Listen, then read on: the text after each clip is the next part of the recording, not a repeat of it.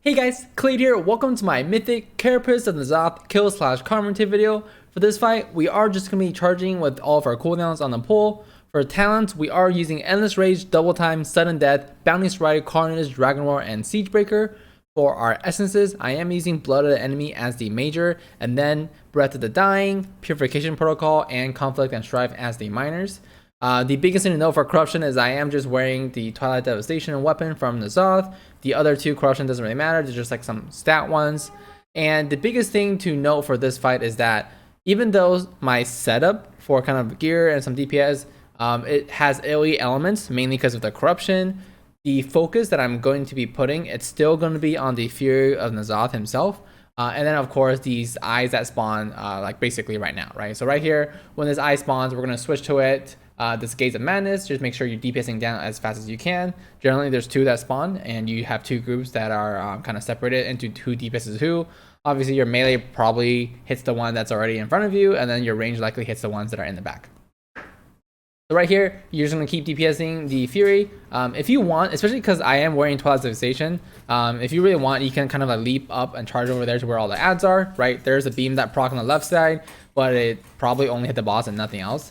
I've also discovered that apparently even when your beam procs, it might not even hit your primary target depending on the way that you're facing, which could be unfortunate sometimes. But right here, we're just hitting the boss down and we're dragging him over right here because as far as for this fight is concerned, especially Mythic, every tentacle spawn is always in the exact same area. So the next tentacle is going to spawn right on top of where the boss is right here. And the reason we put him right in the tentacle is that way when our mages DPS him, their ignite ticks can hit the ads on both sides of the boss, right? So these hemorrhages. So right there, just get a little Dragon Roar, and then we're going to charge to this Gaze of Madness over here.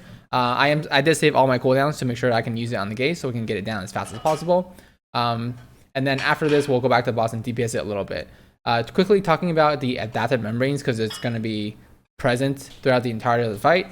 Basically, he puts a membrane on somebody, it's going to absorb all the damage. But when the shield is broken or when it expires, like all the damage that you would have done is done to the mob. So let's say if the mob like Gaze of Madness gets the shield while it's at 50% HP for another 50% of its life, once you break the shield, the gauge just dies, right? Like it's like a temporary shield that kind of holds their HP in place. So that's the same thing here for this boss. So right here, we're not gonna hit the boss anymore because we don't want to face him at 50% HP. Mainly because right now we have too much DPS because it's later on the expansion. So we're just kind of holding DPS and we're waiting for cooldowns, either DPS cooldowns or healing cooldowns to come back up before we push the boss, right? So we're going to wait until the next adaptive memory that he does because like I mentioned, when you have the adaptive memory on a target, it doesn't actually do anything. Like its HP won't move. So it gives you a couple like extra seconds to DPS the boss further beyond 50%.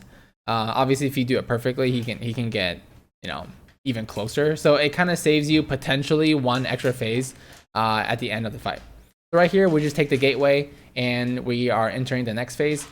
We are going to the left side. Generally, if you have fire mages, especially like 3 that we have, they're really all the ones that you need to go on the right side. Obviously, it's more DPS for every single DPS spec in the game to go to the right side because there's going to be, you know, 2 clumps of 3 growths together. So it's very, very easy AoE for literally anybody in the game. But it's just, I think a lot of it is going to revolve around how many fire mages you have and if you can do that or not. And also how many other like single target focused classes that you have. So, right, we're just hitting down each of these girls one by one. And then the best way is that you generally don't want a membrane to kind of spawn right as the mob is like super low HP. Like if the growth hits like 1% HP and it gets a synthesis, like, or it gets a shield, that's the most unfortunate because obviously you're just doing that free damage. Whereas if they get a shield at, let's say, you know, almost full HP, that's almost the most value because obviously anything damage that you've done will get transferred there. We did take a lot of damage right there. Luckily, we didn't die. These blue orbs that spawn after you break the shield will restore your sanity. So I was making some effort to make sure we got every single orb, just to make sure that we're starting the last phase with 100% sanity. And that also applies for you know, currently in the fight and also at the end of the fight too, right? So the adaptive membranes, the boss will also put that on the players. And once you break the shield as a player by taking enough damage, you'll also spawn an orb. And that's kind of the mechanic that you have to worry about very heavily in this last phase of the fight starting up here. So right here, there is actually one less phase in Mythic, right? As you notice, the boss never stayed down there after you came up from the paths. He immediately goes into the last phase. So I'm not really sure why that phase exists in like normal and heroic, but it does not exist on Mythic. So we just take the gateway over here, depends on the boss a little bit. So right here, when he casts this adaptive membrane, I'm actually going to get it, right? So I'm going to step in this like black gooey shit just so my HP can start ticking down and break down the shield. Once the shield breaks, you can see the ore flies out, right? Collect the ores, make sure everybody's sanity goes to 100. And then we got to spread out for this insanity thing. So I'm just coming over here. I'm making a decision not to AoE because I don't want that cyst below me. I don't want to accidentally proc that cyst because once you start damaging them, there's going to be like a countdown before they start blowing up. So you don't want to damage them prematurely. So right here, just AoE everything I can, you know, trying to pray for beam proc. I think that beam actually proc right as all the ads dies. Very, very unfortunate. So right here, just make sure you're dodging the tentacles, right? Make sure your shadows are turned on. And then we're going to get a infinite darkness right here. Right when your screen like kind of flashes like that, that means the mechanic has gone out and it's okay to move. You don't want to be traveling while that mechanic's happening because it can still kind of like change. So it's when your screen flashes like that, and then you're good to go. Right here, dodging tentacles, some more people get membrane. The reason why you want to be kind of stacked closer like together initially here is that like when these orbs spawn, you don't want to pick these up right away. You want to make sure that the people that went over to drop their like absorbs, that they make it back into their group. I think it's a relatively large radius. Like you can be on one side of the boss and generally still get hit by the one on the other side. But just to be safe, we like to be close together. Right here, we're spreading again. For the first spread and then the second spread, I'm always in these two exact same spaces, and that should generally be the case for all of your spreads, just to make sure that it's easier, right? I would recommend that any group doing it newly do that. So screen flashes, that means he's done casting that darkness. We leap over here. You want to get down here before the slams, and then you have this clean area to work with for a little bit of time. And then you're DPS the boss for some more here.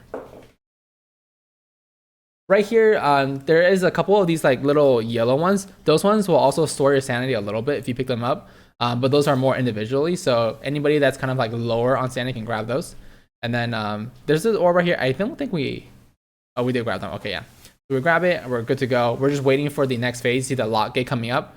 Generally, you do have a leap for every single one of the infinite darkness that he has, but I am going to take the gate here because this is the part of the fight where every single mechanic basically happens. You have a tentacle slam coming down, you have an insanity bomb, which is the spreading mechanic, and you have an infinite darkness coming down. So you wait for the darkness, take the lock gate, and then I'm gonna leap. And of course, I didn't mention it earlier, but this spread, this thing that like it's gonna like CC you for a little bit, but if you Berserker Rage, you're immune to the CC. So obviously take advantage of that as a warrior. You should be able to Berserker Rage every single one.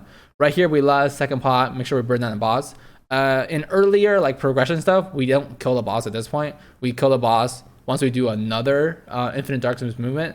But obviously, since everybody's so geared now, we kill him right here. Ideally, my sanity should have been lower if we're gonna kill him here, because you want to be killing Carapace of N'Zoth and N'Zoth himself while you're in sanity, right? Especially with like a couple of seconds left. That way you get that extra damage boost. But boss definitely this seems easier now, right? Because you can skip phases, especially at the end. Yeah, so this video is a little bit late because we actually released the N'Zoth video early, but better late than never. Hopefully you guys enjoyed all of our boss commentary videos. As always, thanks for checking out the video, guys. Feel free to subscribe to see more. See ya.